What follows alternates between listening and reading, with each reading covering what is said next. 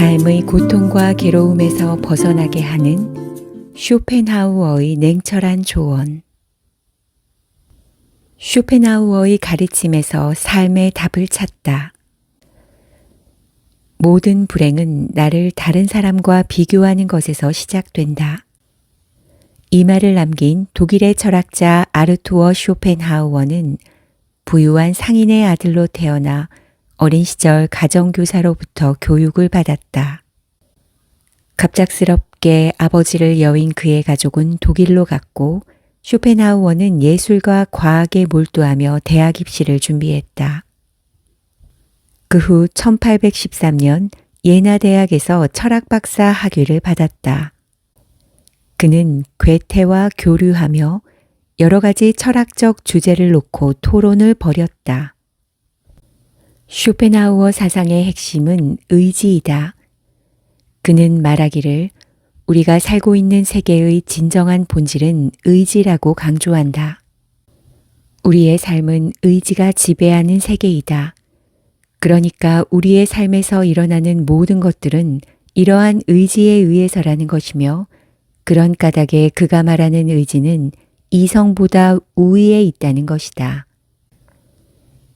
200년을 훌쩍 뛰어넘은 지금 그가 하는 말이라고 해도 어색함이 전혀 없다.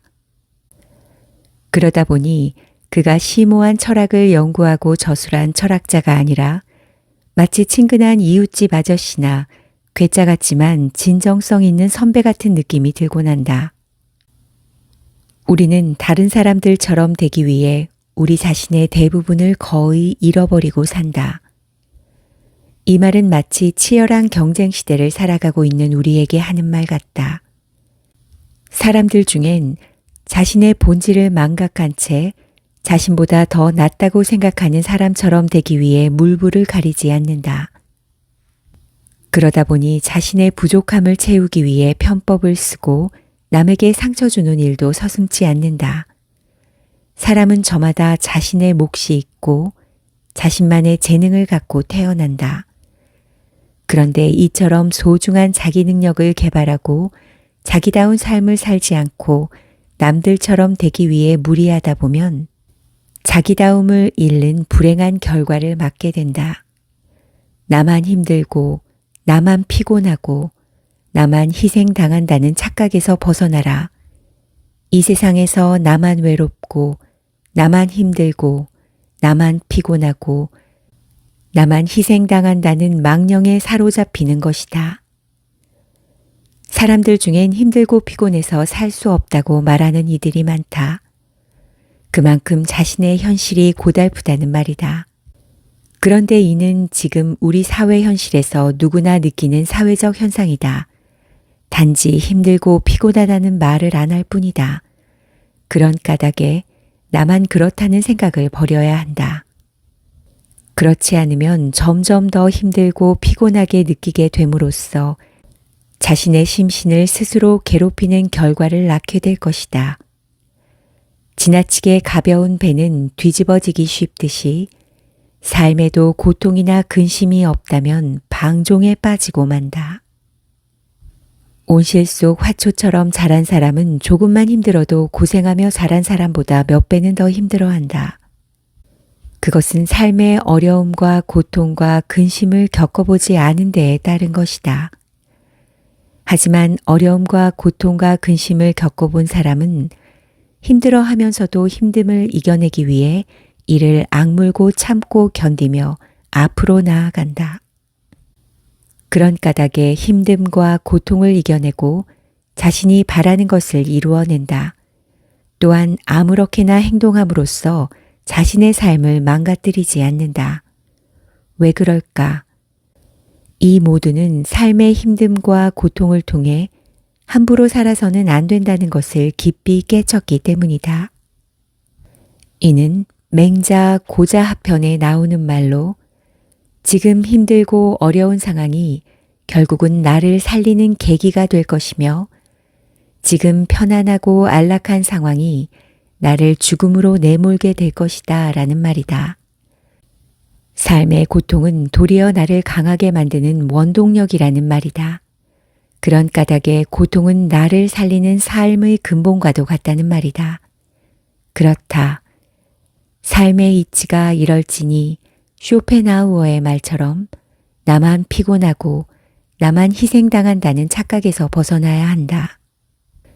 불평불만은 저 멀리 내던지고 심기일전하여 노력하는 것이야말로 자신을 잘되게 하는 지혜인 것이다. 책을 산다는 것은 좋은 일이다.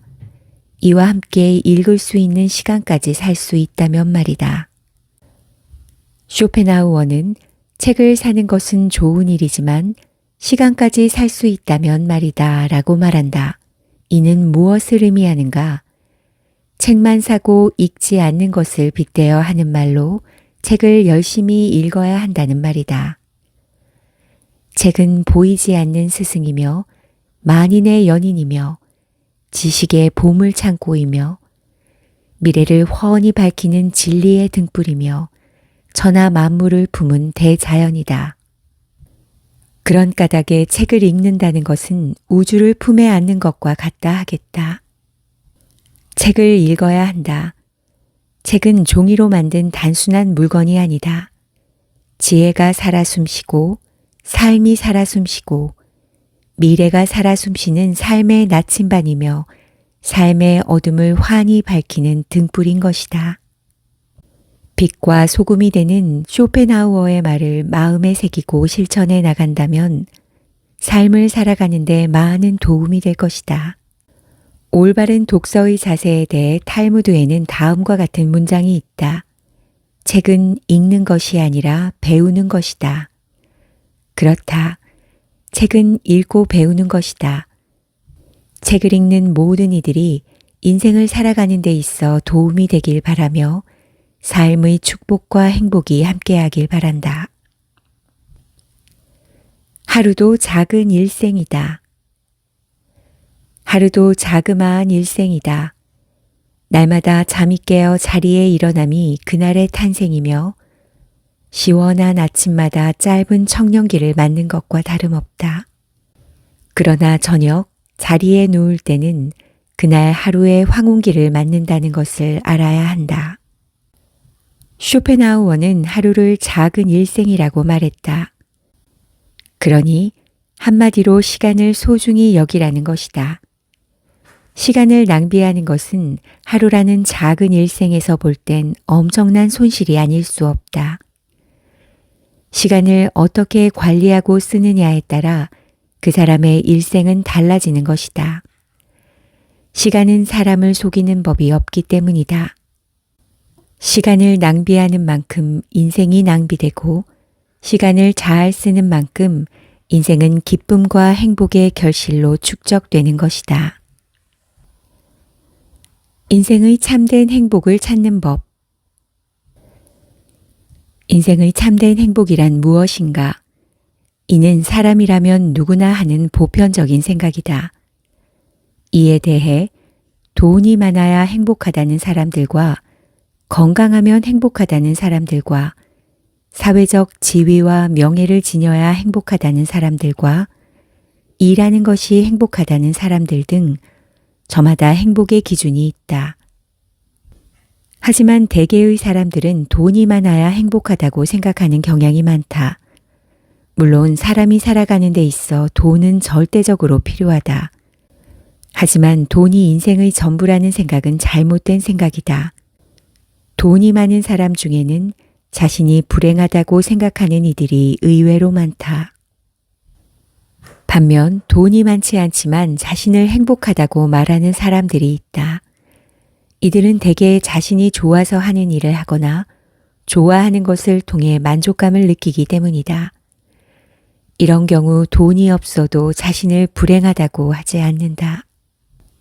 돈보다는 자신의 가치관을 더욱 소중하게 생각하기 때문이다. 참된 행복에 대해 쇼펜하우어는 이렇게 말했다. 사람들은 자기의 올바른 이성과 양심을 담기에 애쓰는 것보다 몇천 배의 재물을 얻고자 하는 일에 머리를 쓴다. 그러나 우리의 참된 행복에 있어서는 우리 자신 속에 있는 물건이 소중한 것이지 옆에 있는 물건이 소중한 것은 아니다. 행복은 멀리 있는 것이 아니다. 자신 가까이에 있다. 다만 그것을 느끼지 못할 뿐이다. 사람들은 행복을 찾아 세상을 헤맨다. 그런데 행복은 누구의 손에든지 잡힐 만한 곳에 있다. 그러나 마음속에 만족을 얻지 못하면 행복을 얻을 수 없다. 자신이 좋아하고 만족하는 일을 통해 행복을 찾는 것, 이것이야말로 참된 행복인 것이다. 다음은 미국의 시인이자 사상가인 랄프 waldo 에머슨의 어록인 행복을 찾는 비결이다. 이를 가슴에 새기고 참된 행복을 찾기 위해 노력한다면 자신만의 행복을 찾는 데 큰 도움이 될 것이다. 적게 바라고 스스로 노력해 만족을 얻는 것. 무언가를 얻기 위해 수단 방법을 가리지 않고 덤벼들기보다 언제나 남에게 베풀 수 있는 마음을 가지는 것. 이보다 더 확실한 행복의 비결은 없다. 모든 면에서 많은 혜택을 누리는 것보다 자기에게 필요한 것을 만족시키는 것이 행복에 더 가까이 다가서는 태도다.